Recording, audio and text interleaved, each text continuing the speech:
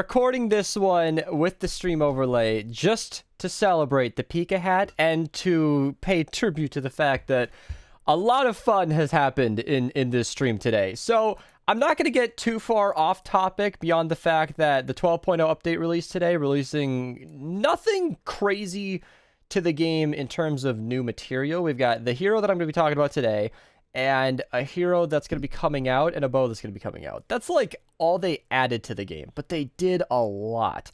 Shotguns are a lot stronger. The double boiler, like, look at the DPS numbers. This was about half before. The ground pounder's hitting like a truck. The huskbuster's hitting like a truck. That's because they buffed some certain weapons, including some grenade launchers, which are not today's topic, but they also buffed bows. And that's really where things get interesting. I tested most of the bows in this previous game. I can show a little bit of the footage. I don't know if I recorded all of it, but the boom bow is pretty good. It actually got a slight nerf, but it also got a buff from this hero, so it's kind of okay. All the bows got tweaked a little bit. I'll link that in the description below. The compression burster didn't impress me. It doesn't charge very fast. I know it has the highest potential damage, I think, or one of the highest potential damage. It has like the capability to charge it up a lot and then hit for a truck. It also has very high impact. And then the Vintertech Seeker also didn't super impress me. It's all right. It's okay. It's good.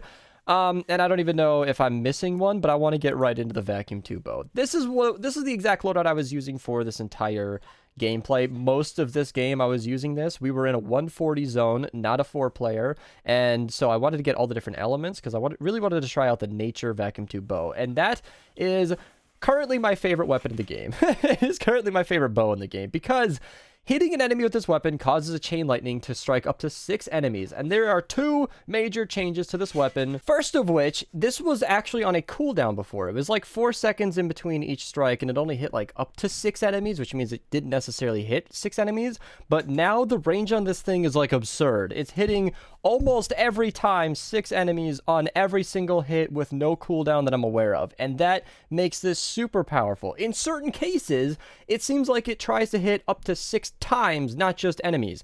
This sounds like it might be a bug. It looks like it might be a bug, and I really hope it's not, because if there's only 2 enemies that you're shooting at, it'll chain back and forth on the same enemy multiple times, making damn sure that it dies. And that is all just a lead up to why this hero is especially good. If they would have released this hero without changing any of the bows in any way, it probably would have been pretty uneventful, but I'm pretty happy with it as it is because of the bows and how they're doing. So what does she actually do now that we're, you know, however far into the video? She on bow hit, arrows splinter and do 60% of her of their damage to 5 enemy targets, and then in the support she does 20% of the damage to 3 enemy targets. So she's probably pretty good to run in the support.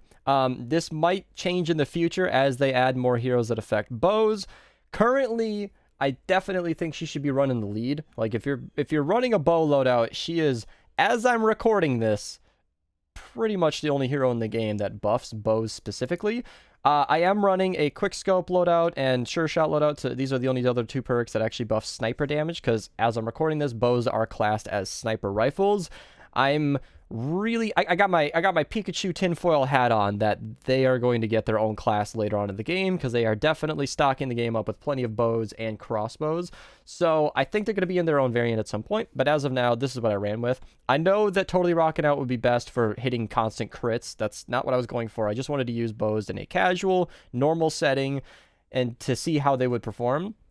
And I was actually not disappointed with this at all. Coconuts didn't really come into play, but I mean, they're nice to have as a backup. And that's it. I mean, hitting 5 extra targets on top of the vacuum tube is just a lot of extra damage that you're hitting constantly. I mean, all you got to do is hit an enemy and it's going to chain somewhere and it's going to hit something. And we found crowd clearing to be very easy. In fact, Skulls at the end of that mission had to ask me what power level it was. And when I told him it was 140, he seemed about as surprised as I was. And I'm so happy that they buffed bows, and I'm so happy that they added this hero, Stoneheart. Farrah? I don't know, but definitely a good hero. You should definitely grab her if you haven't already. Go through, as I'm recording this, the No Dancing quest line. It's worth it. It's not that hard. It's like 7 different things you got to do, and they're all relatively easy. Thank you guys so much for watching. Hope you guys enjoyed the video. Grab this hero. Let me know what you think of her. If you didn't like the video, you should like it by now. If you're new, you should click subscribe.